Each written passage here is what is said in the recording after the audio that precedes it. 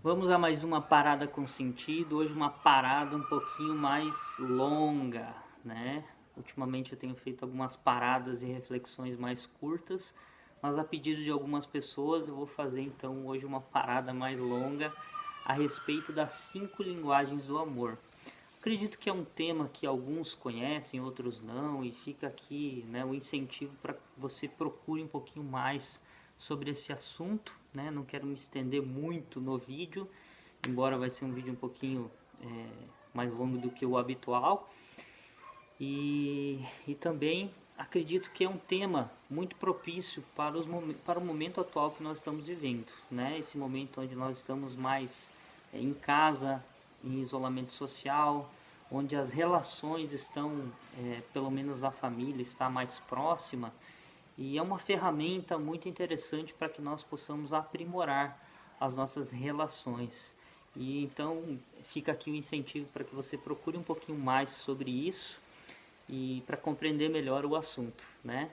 Vou fazer algumas pontuações antes de entrar propriamente no assunto. Nós fizemos um projeto integrador todo online, nós tivemos que nos adaptar. Se você procurar aí, nós trabalhamos também um pouquinho essa temática das 5 linguagens do amor. Então, da onde que surgiu isso? Ele vem, o seu autor, o nome dele é Gary Chapman, ele é um teólogo, ele é um terapeuta de casal, né, familiar, digamos assim, que trabalha com famílias, e ele começou a perceber que as famílias que ele atendia durante aí uns, se eu não me engano, 20 anos atendendo famílias, ele começou a notar que muitos dos conflitos das famílias vinham por conta disso que ele passou então a chamar de linguagens do amor.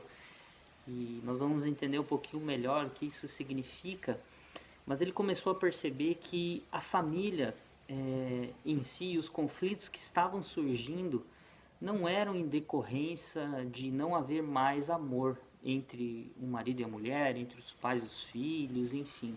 Era porque não estava havendo a comunicação deste amor, ou seja, havia amor na família, porém não havia um sentimento, as pessoas ali, os membros da família não se sentiam amados. E aqui eu já quero fazer uma primeira pontuação antes da gente falar propriamente das linguagens, que é exatamente essa. Existe uma diferença e é muito importante que nós venhamos a entender essa diferença entre amar e se sentir amado, ou amar e a outra pessoa a qual eu amo, será que ela está se sentindo amada? Então amar é uma coisa, saber de fato se essa pessoa está se sentindo amada é outra. E nisso vai envolver o que? A comunicação e a expressão de uma maneira mais próxima ao que a outra pessoa compreende, que o que para ela é importante e faz com que ela assim se sinta amada. Ou seja, né, o amor, há um consenso aí, eu poderia dizer de modo geral na psicologia, que o amor é uma necessidade do ser humano.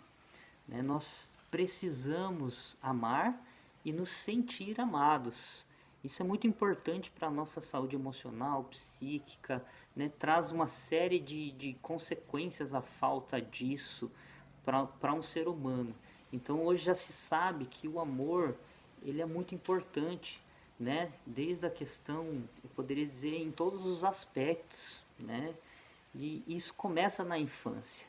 Então a gente precisa compreender que amar é uma coisa, sentir-se amado é outra, né? E tendo esse olhar de que a gente já começa a compreender que muito daquilo que para mim é importante me faz me sentir amado, para o outro talvez não tenha o mesmo efeito, o mesmo impacto e não haja essa comunicação, né? O autor do livro ele diz que todos nós, né, ele faz uma associação, ele traz o simbolismo que nos ajuda a compreender que todos nós temos um tanque emocional. E esse tanque emocional, ele ora está cheio, ora está vazio, dependendo se nós estamos nos sentindo amados ou não, né? Então, quanto mais nós conseguimos comunicar o amor com uma linguagem correta, mais cheio esse tanque emocional vai ficar. Olha só que interessante. Então aqui nós já começamos a pontuar algo muito importante, que é compreender o outro, que nem tudo aquilo que eu faço tem o mesmo efeito, tem a mesma importância, ou vai ser recebido, compreendido da mesma forma que o outro.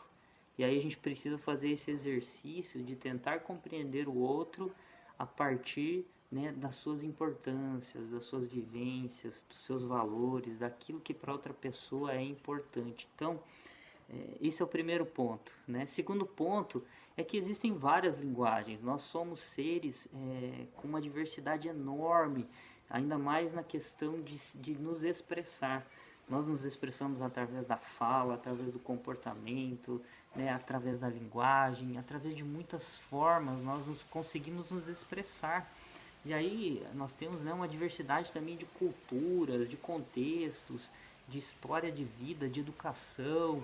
Isso faz com que haja uma diversidade muito grande. Então é claro que existem mais do que 5 linguagens. Porém, né, o autor traz estas que são mais comuns. Mas é importante nós termos em mente que existe uma infinidade de formas e maneiras de nos expressar. E aí também eu já quero colocar um outro ponto, que nós não precisamos ficar fixos em uma linguagem ou nos fixar em um perfil ou acabar rotulando as pessoas como essa pessoa é assim, essa pessoa aqui tem esse perfil, e a gente cristaliza ela e nós passamos a enxergar e tratar ela às vezes a vida inteira daquela maneira. E aí a pessoa já mudou, a pessoa já, né, teve várias mudanças na vida dela e nós ainda estamos com aquele olhar cristalizado, ou para ela ou para nós.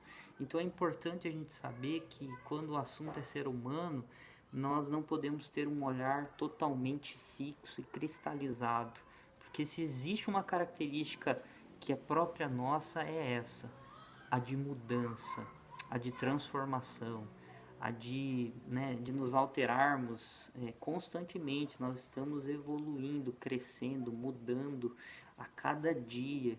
Então a gente precisa ter esse olhar reciclado. A gente precisa reciclar a nossa maneira de ver as pessoas e a si mesmo. Então é importante a gente compreender, antes de entrar nas linguagens, esses pontos, né? E um último ponto é que amor, né, envolve mais do que sentimentos, a gente vai perceber isso, e ele é, antes de tudo, uma decisão. Amor não pode ser uma exigência, não pode ser exigido, ele precisa ser espontâneo, uma decisão.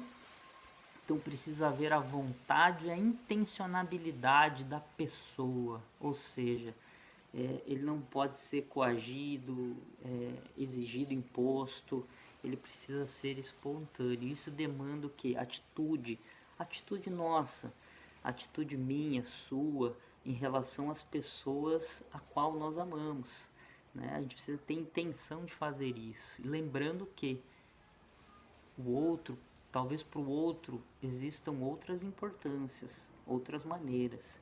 E aí, entrando já nas 5 linguagens, antes da gente abordar todo esse panorama, o autor traz a ideia de que, assim como existem muitas linguagens no mundo, né, vários idiomas como japonês, árabe, alemão, italiano, né, se alguém aqui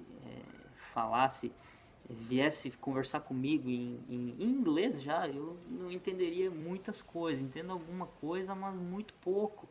Então essa pessoa, né, se alguém viesse falar comigo em japonês, eu não conseguiria me comunicar com ela e nem ela comigo, porque eu não entendo japonês. Para mim aquilo lá eu não consigo compreender. Ou seja, há ali a fala, porém não há comunicação, não há um diálogo estabelecido, não há uma relação propriamente dita, né? Não há uma compreensão. E assim ele usa essa ideia e traz para a questão da expressão do amor. Então, lembrando que tão importante quanto amar é a maneira como eu expresso esse amor, né? Levando em consideração que a outra pessoa tem a sua linguagem, né? Então a gente precisa compreender como é que é a linguagem das pessoas? E aí ele traz essas 5 linguagens. A primeira delas, não de ordem de importância, mas na didática aqui, são palavras de afirmação. São pessoas que compreendem e se sentem amadas principalmente através da fala. Ou seja, palavras que encorajam, palavras que elogiam, palavras que aconselham, confortam. Através das palavras elas se sentem amadas. Então, em um relacionamento, muitas vezes, onde não há a questão da fala, da verbalização muito presente, e vamos supor que existe uma pessoa ali que tem essa linguagem, às vezes vai vir aquele sentimento de que está faltando alguma coisa. Por mais que a outra pessoa se esforce, faça várias coisas, parece que o tanque emocional daquela pessoa não está cheio, está pela metade ou está faltando. Então, para essas pessoas, ouvir um eu te amo, ouvir, por exemplo, nossa, essa roupa ficou tão bem em você, nossa, você é tão inteligente quando você faz essas coisas. Então, são através da fala reconhecer a pessoa. Para ela, isso às vezes muda o dia dela, muda às vezes a semana dela, muda às vezes para a pessoa o mês dela. E por quê? Porque a palavra é muito importante. E talvez isso venha, muitas dessas nossas construções, venha da nossa educação, da nossa infância, do ambiente familiar, do contexto no qual nós fomos e crescemos e fomos ensinados ao que é amor para nós, como nós recebemos isso. Então a nossa relação com o amor está muito relacionada, ligada aí à infância, à nossa educação, ao contexto aí familiar no qual nós estávamos ou estamos, né? Então palavras para essas pessoas são muito importantes. Assim como as palavras podem levantar para essa pessoa, palavras também podem ferir muito facilmente. Então, nós precisamos tomar muito cuidado e nos atentar e tentar enxergar as pessoas, o que para ela é importante. Se é palavra, então não deixe de falar, não deixe de reconhecer, não deixe de transformar toda essa admiração que você tem por essa pessoa em diálogo, em fala, em conversa, né? Pode ser através da escrita, uma mensagem. Então, são coisas muito práticas, pequenas singelezas, né, que nós podemos fazer todos os dias para que esse tanque emocional possa estar cheio. Vamos a uma segunda linguagem. A segunda linguagem é o tempo de qualidade. Um pouquinho diferente dessa primeira linguagem, das palavras de afirmação, é que para essa pessoa, o mais importante, ou o que tem um peso muito grande, um impacto muito grande no seu tanque emocional, é o tempo que nós passamos juntos. Então, pessoas assim valorizam, por exemplo, atividades onde é propício o diálogo, a conversa, é propício o olhar nos olhos, né? Momentos aí onde aquela outra pessoa ela se sente ali única, ela percebe que ela está tendo atenção, que a pessoa às vezes está ali exclusivamente por causa dela. Olha só que interessante, né? Nós podemos pensar um pouquinho sobre isso. Deixa eu só arrumar aqui. Nós podemos pensar um pouquinho sobre isso, de que para essas pessoas é muito importante não o tempo, um longo tempo de convivência, mas sim um tempo de qualidade. Então pode ser um tempo muito curto, mas que ela perceba que você está ali. Né, que você não está dividindo a sua atenção, por exemplo, com o celular, com a televisão, ou pensando em outras coisas, com o olhar longe, né? Então são coisas que fazem muita diferença para a vida da pessoa. E fazendo uma relação de diferença com as palavras de afirmação, talvez esse tempo aí de qualidade não precise ser um tempo onde haja muita fala. Pode ser, por exemplo, um passeio, ou tirar férias, ou supostas atividades que na verdade, no fundo, são só um pretexto para estar junto, e a outra pessoa percebe isso, e fica claro para ela que é importante você passar aquele tempo com ela. Então o tanque emocional dela se enche, quando ela percebe que isso está acontecendo. Uma outra linguagem é a linguagem que ele chama de atos de serviço ou serviço, né? São pessoas que valorizam o fazer, né? E aqui cabe a gente dar alguns exemplos, até no livro ele dá alguns exemplos que a gente precisa digerir com calma. Por exemplo, que ele usa exemplos de contextos de dentro de casa, né? E que hoje, se nós formos pensar, então é muito importante a gente contextualizar as coisas. Por exemplo, dentro de uma casa, a ideia, o ideal, digamos assim, é que todos ajudem, né? Que seja uma ajuda mútua, que não fique o serviço da casa, por exemplo, em cima de uma só pessoa. Normalmente, né, em cima das mulheres, uma sobrecarga enorme. A ideia é que todos se responsabilizem e ajudem. Afinal de contas, todos estão morando na mesma casa, né? Fazem parte daquele ambiente. Então é importante que todos saibam da responsabilidade que tem naquele contexto, né? Mas aí a gente pode pensar em pessoas que têm essa linguagem, em pessoas que acabam fazendo algo além, né? Além da obrigação, né? São pessoas que normalmente elas são disponíveis a ajudar, elas são voluntárias, né? E elas fazem isso de bom grado. E elas gostam, elas sentem até prazer em ajudar as pessoas, em colocar-se à disposição para ajudar. Então são pessoas, por exemplo, quando vem uma visita, ela já se disponibiliza e toma a frente, vai fazer um café. Ou quando ela vai numa janta, num almoço, né? Ela vai e sempre, às vezes chega antes, pergunta, né? O pessoal às vezes está na cozinha, cozinhando ainda, ela vai, chega, se aproxima e diz, né? Se coloca ali, olha, eu posso ajudar em alguma coisa, tem alguma coisa que eu posso fazer, ou pega e já vai fazer, né? Se é já é mais íntimo, né?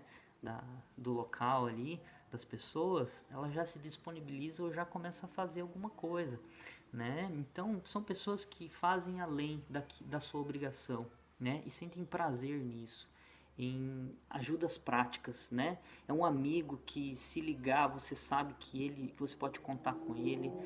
Quebrou o teu carro, você sabe que ele vai vir, não importa a hora, né? Para te ajudar a trocar o pneu, a te socorrer com alguma questão, né?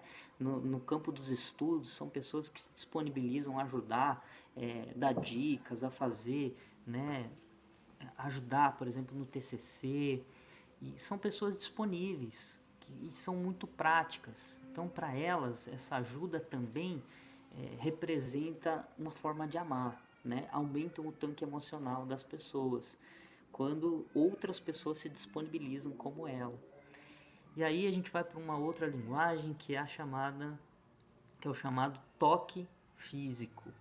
Toque físico, né? Muitas pessoas já têm estudos que dizem, né, a importância do toque, do contato, né? Por exemplo, bebês que são segurados pelas suas mães desde pequeno, né, que tem esse contato físico, eles têm uma probabilidade, uma chance maior de eles crescerem emocionalmente mais saudáveis do que bebês que não tiveram esse contato, né, esse toque físico da mãe, do pai, essa presença ali, e eles crescem emocionalmente mais, digamos assim, comprometidos, debilitados, né? E então é muito importante o toque físico. Para essas pessoas, o tocar é importante. Então são pessoas que valorizam o pegar na mão, o abraço. Então, para essas pessoas, por exemplo, num momento difícil, por exemplo, sua mãe, se ela tem essa linguagem, se você perceber nela essa linguagem, se ela estiver passando por um momento difícil, né, onde ela esteja chorando, triste, angustiada, nada vai ser mais importante do que você abraçá-la, do que você abraçar e você ter esse contato físico. Você pode falar palavras maravilhosas, né? Conselhos e verdades inquestionáveis, porém, o que mais vai fazer diferença e vai confortá-la vai ser o abraço, com intenção, com presença, com emoção. Olha só que interessante, né?